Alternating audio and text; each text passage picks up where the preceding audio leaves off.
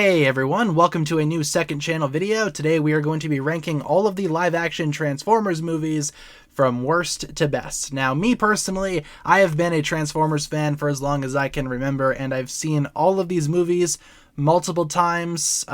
Pretty good in the case of some.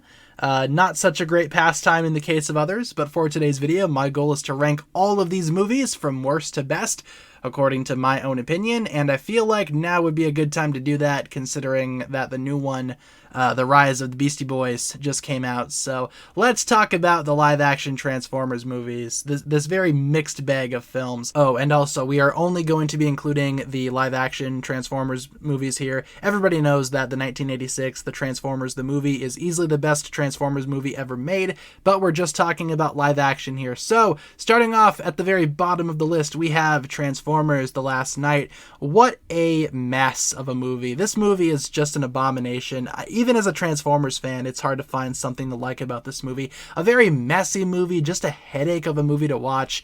Oh man, I saw this one twice in theaters, and both times I was just blown away with how bad this movie was. This is easily the worst one. I know that some people rank this one rather high. I can't figure out why. This one is easily the worst one in my opinion. Basically, it takes whatever canon of the previous movies was held together by string and just kind of destroys it even more. So yeah, not a great movie, a very messy movie, just kind of ruins the rest of them in my opinion. So The Last Knight is easily the worst one.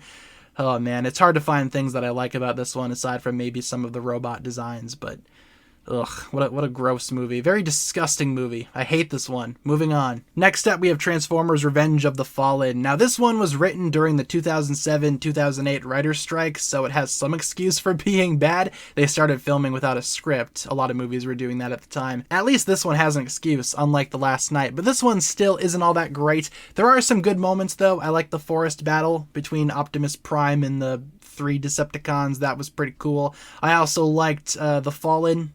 You know, the villain, The Fallen. I thought he was alright. All the rest of the movie is kind of meh, and I recognize its flaws. It's many flaws. It's definitely not a good one. Also has the most offensive Transformers out of the entire bunch.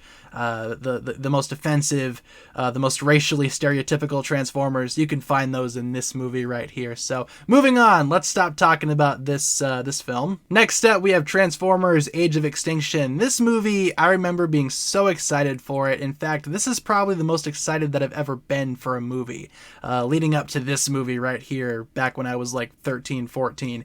And honestly, as a 13, 14-year-old, I thought this movie was pretty good. Nowadays, I recognize its flaws. It definitely has its flaws. It's not as great as it probably should have been, but still, it's not as terrible as the previous two, in my opinion. There's a lot of good stuff to like here. I like Lockdown as the villain. He was pretty intimidating. I also liked the Optimus Prime story, you know, despite how much of a psycho Optimus Prime is in these movies. He was all right here, I guess, for the most part. I mean, he does kill Kelsey Grammer towards the very end of the film, so there's that. But overall, Age of Extinction, yeah, a little bit too long too, and also some not so great moments. I don't know. This one's kind of mixed for me. I like some stuff, but I hate some other stuff. I don't know. Kind of disappointing at the end of the day.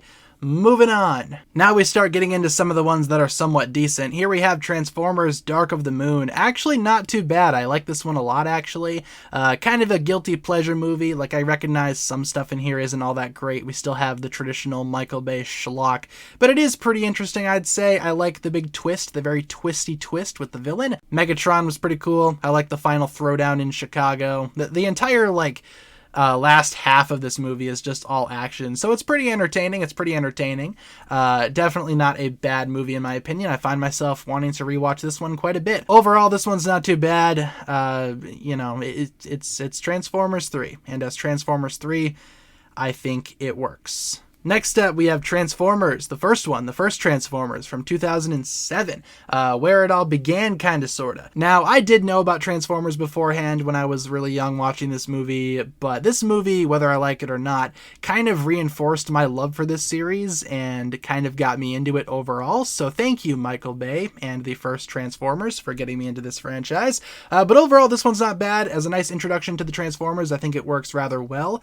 A small cast of Autobots, small small cast of Decepticons, a couple of human characters as well, so pretty coherent, I'd say. Probably the most coherent out of all of the Michael Bay movies. But overall, this one's not bad. I could tell they wanted to make a good movie with this one. It's not like some of the later Michael Bay movies where you could tell he just did not care. In this one, you could tell that they cared a lot. So I think for the most part, they did a good job with this one. Like I said, the first Michael Bay Transformers is probably the best of the Michael Bay Transformers movies. Next up, we have the new one, Transformers Rise of the Beasts. Now, it might not be very clear, but I am a huge Beast Wars fan. Like I said, the 07 movie kind of got me into Transformers overall, but I did go back and check out, again, the 86 movie, and Beast Wars I fell in love with immediately after watching those first couple of episodes. What a great series. And this movie was trying to build off of that success, I guess. And in terms of like myself being a Beast Wars fan, I did not feel disrespected with this movie. The Beasts don't have like that much to do, but it wasn't that bad. I liked it a lot, actually. It has a lot of heart, that's for sure. Kind of following in the footsteps of the Bumblebee movie in that regard. It actually has some remnants of humanity, which I think is good. And overall, I like some of the characters here. The Transformers actually do feel like characters, especially the Beast Wars characters. So I didn't mind this movie all that much. I've only seen it once, but I do want to see it at least a few more times before it leaves theaters. And finally, for the first one, obviously Bumblebee is my favorite live-action Transformers movie, for a couple of reasons. For one, the Transformers are never going to look this good in live action again. The opening scene on Cybertron is godly, I will just say, and all the Transformers look like themselves. It's kind of a miracle that all the Transformers kind of look like who they're supposed to be. Not even Rise of the Beasts got that right. But overall, this one has a lot of heart too. The story itself just kind of follows Bumblebee hanging out with Haley Steinfeld.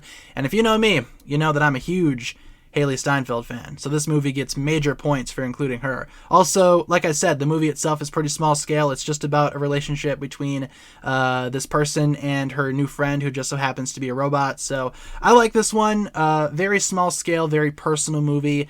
Not as big and bloated as other Transformers movies, and this one is probably the only Transformers movie that I think is genuinely like near perfect. Like, only a couple of minor flaws with this one, but still, this is easily my favorite live-action Transformers movie. It's hard to compare this one to the other ones. Not even Rise of the Beasts got as close as I wanted it to get to this level of quality. So overall, Bumblebee, this is still my favorite live-action Transformers movie for a lot of reasons. And so, that has been my ranking of all of the live-action Transformers movies from worst to best. Leave your ranking down below, if you can. If you haven't seen any of these movies, good on you. Continue not to see them. But overall, guys, that'll wrap it up for my thoughts here. Thanks for watching this new second channel video. Feel free to leave a like and subscrizzle, do all that fun stuff, and I'll talk to you guys again next time. Bye.